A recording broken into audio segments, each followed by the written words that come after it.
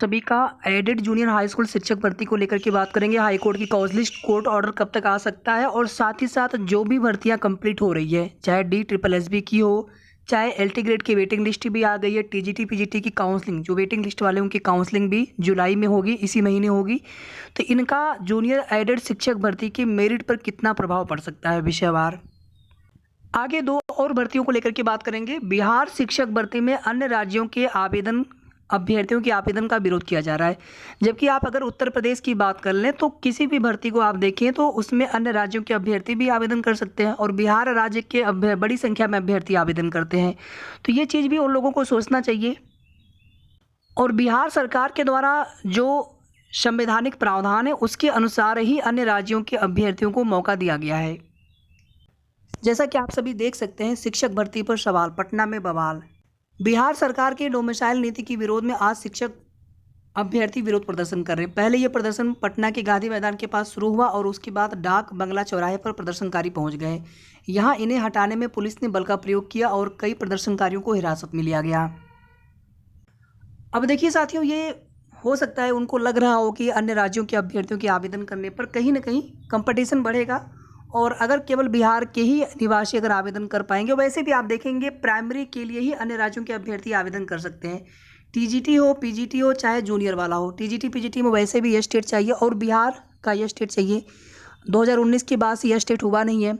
जो बाहरी राज्य के अभ्यर्थी हैं, ज़्यादातर लोगों के पास यह स्टेट नहीं होगा तभी आप आवेदन कर पाएंगे। प्राइमरी में B.Ed अपेयरिंग हो, चाहे DLED BTC वाले अपेयरिंग हो, चाहे CTET अपेयरिंग वाले हो, सभी लोग आवेदन कर सकते हैं। जो पहले से पास हैं आप भी आवेदन कर सकते हैं।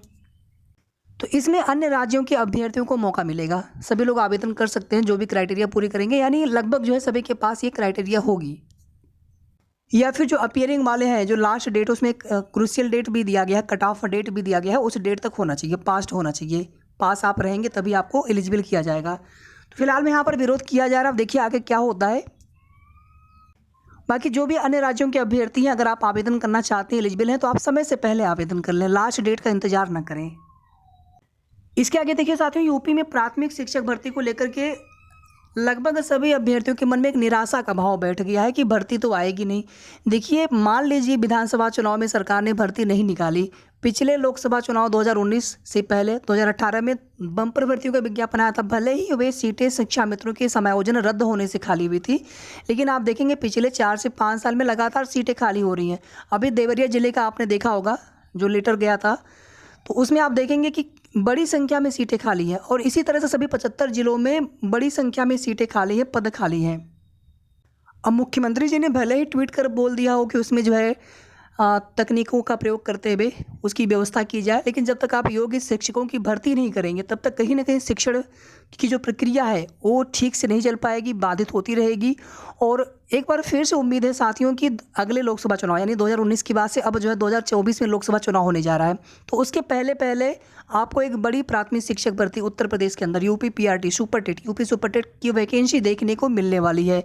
देखिए, यहाँ पर कमिटमेंट तो कोई नहीं कर सकता है जब तक कि सरकार या मुख्यमंत्री जी स्वयं घोषणा न कर दें। अभी बैठक भी होनी थी लेकिन वहाँ पर कोई भी डिसीजन नहीं लिया गया।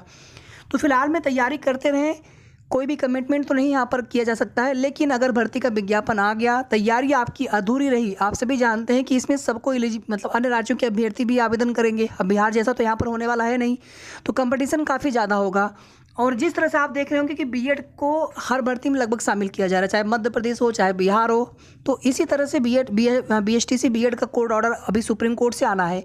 तो उम्मीद है साथियों कि अभी जैसे आप देखेंगे कि 7 जुलाई के बाद और लगभग मिड जुलाई या जुलाई लास्ट या 3rd वीक से के आसपास तक आपको BSTC B.Ed का जो कोर्ट ऑर्डर सुप्रीम कोर्ट से देखने को मिल सकता है। और लगभग उम्मीद है कि उसी के बाद उत्तर प्रदेश में नई प्राथमिक शिक्षक भर्ती को लेकर के घोषणा की जा सकती है। तो बड़ी भर्ती का विज्ञापन आपको देखने को मिल सकता है। पदों की संख्या जो कुछ भी हो, लेकिन कंपटीशन काफ़ी ज़्यादा रहेगा। इसलिए आपको सिलेक्शन पाने के लिए और सिलेक्शन अपने ज़िले में गृह जनपद में पाने के लिए आपको अभी से मेहनत करना होगा। पेपर का लेवल दिनों दिन टफ होता जा रहा है। और पेपर के लेवल की बात कर लें तो एडेड जूनियर शिक्षक भर्ती के जो अभ्यर्थी, आप उनसे पूछ सकते हैं कि पेपर का लेवल कैसा आया था। किसी ने नहीं सोचा था कि पेपर का लेवल इतना डिफिकल्ट भी हो सकता है। इसलिए आप लोग तैयारी करते रहिए। अब देखिए, एडेड जूनियर शिक्षक भर्ती में 3 जुलाई की हाई कोर्ट की कॉज लिस्ट हम लोग देख रहे थे। कोर्ट नंबर 36 में जस्टिस आशुतोष श्रीवास्तव सर नहीं बैठ रहे हैं, वहाँ पे दूसरे जज बैठ रहे हैं। और आशुतोष श्रीवास्तव सर अभी यहाँ पर देखेंगे तो 3 जुलाई से लेकर के 7 जुलाई तक चीफ जस्टिस सर के साथ में डिवीजन बेंच में बैठ रहे हैं। ऐसा नहीं, सिंगल बेंच में भी सुनवाई कर सकते हैं, कई बार डिवीजन बेंच में भी बैठते हैं और सिंगल बेंच में भी सुनवाई कर सकते हैं।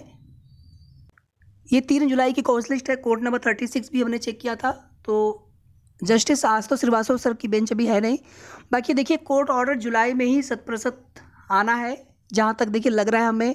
और जिस तरह से इसके पहले भी कई बार कोर्ट ऑर्डर रिजर्व हुआ है, किस तरह के मैटर थे, कितना समय लगा है, उन सभी चीज़ों को देखते हुए बाकी तो यहाँ पर कंफर्म तो किसी के द्वारा भी नहीं बताया जा सकता है, केवल हम लोग यहाँ पर एक उम्मीद कर सकते हैं। और जैसे इतना इंतज़ार किया गया वैसे 10-15 दिन का इंतज़ार और सही, फिर कोर्ट ऑर्डर में क्या आएगा उसके तुरंत बाद भर्ती प्रक्रिया आगे बढ़नी चाहिए। और एक यहाँ पर उम्मीद ये भी है साथियों कि आगे, चूँकि अभी आप देखेंगे कि लगातार रिक्त पदों का विवरण हो, चाहे स्थानांतरण अभी लगातार किए जा रहे हैं, तो इसी से ये संभावना बढ़ रही है कि ये भर्ती जल्द पूरी की जाएगी। और आगे जो भर्तियाँ होनी है, चाहे यूपी टेट कराया जाना हो, चाहे नई प्राथमिक शिक्षक भर्ती हो, इसको लेकर के सरकार आगे की प्रक्रिया शुरू करेंगे।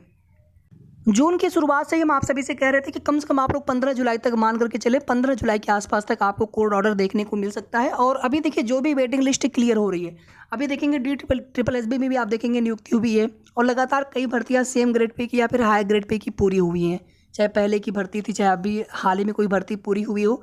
तो कहीं ना कहीं देखिए उन साथियों से विनम्र निवेदन आग्रह रहेगा कि आप लोग यहाँ पर काउंसलिंग न कराएं, और उसके पहले अगर फॉर्म आवेदन होता है तो फॉर्म आवेदन न करें। अब केवल गृह जनपद के लिए या फिर किसी अन्य कारण से कि हम देखना चाहते हैं कि हमारा सिलेक्शन इसमें हो पाता है कि नहीं, इस वजह से अगर आप लोग यहाँ पर फॉर्म आवेदन करते अगर है तो एक सीट खराब होगी उसकी वजह से। और इसका प्रभाव देखिए निश्चित रूप से पड़ना है। हिंदी विषय में आप देखेंगे सबसे ज़्यादा चयनित है वेटिंग लिस्ट में। अब भले ही उसमें अभ्यर्थी कितने जूनियर एडेड से होंगे, 20, 25, 25, 50 का भी अगर फर्क पड़ा तो कहीं ना कहीं मेरिट पर थोड़ा बहुत प्रभाव जरूर पड़ेगा। बाकी देखिए एक आग्रह हमारा आप सभी से निवेदन होता है कि आप लोग किसी एक भर्ती के भरोसे न बैठते हुए किसी न किसी दूसरी भर्तियों की तैयारी जरूर करते रहिए। कंपटीशन है, जब तक सिलेक्शन अंतिम रूप से हो न जाए कुछ भी कहा नहीं जा सकता है, इसलिए तैयारी हमेशा करते रहिए किसी न किसी भर्ती की। वीडियो को आप सभी लाइक शेयर प्लीज़ कर दिया करें, और अगर आपने अभी तक चैनल को सब्सक्राइब ना किया हो तो जरूर सब्सक्राइब कर लेंगे। हमारी पूरी कोशिश होती है जो भी सही और ऑथेंटिक अपडेट हो समय समय पर आप सभी को देते रहें। धन्यवाद।